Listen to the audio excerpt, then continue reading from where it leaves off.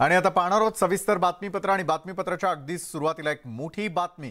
अजित पवारांनी सुनावल्यानंतर बोल्ड अदांनी घायाळ करणारी लावणी क्वीन सुतासारखी सरळ झालेली आहे। गौतमी पाटीलने अजित पवारांची माफी मागितली आहे। या पुढच्या काळामध्ये सोज्वळ लावणी सादर करणार असल्याचं तिनं सांगितलेलं आहे।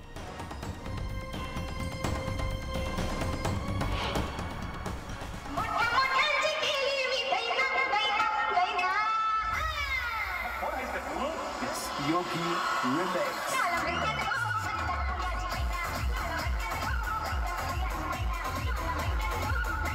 अजितदादांचा नाराजीनामा, गौतमीचा माफीनामा।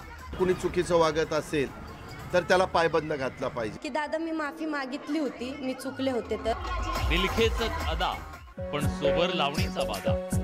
राती अर्ध्या राती असं सोडून जायचं नाही, राती अर्ध्या राती असं सोडून जायचं नाही। पॉलिटिकल ट्रोलर्सला गौतमी वैतागली।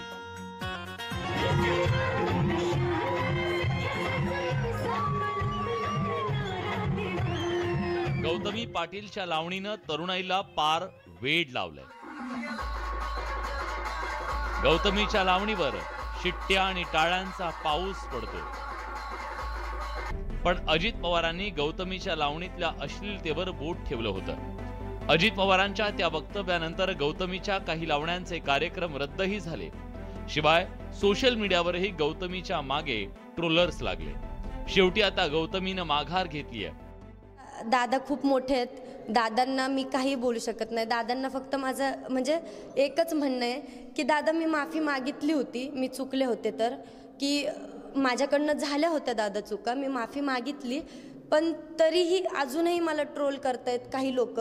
मला कोण हे मला माहीत नाही, पण अजूनही मीच का, पण मी सुधारली आहे त्याचं कोणी का टाकत नाही आहे। तरुणाईला आपल्या तालावर नाचवणारी गौतमी अजित पवारांच्या टीकेच्या बाणानं पुरती घायाळ झाली।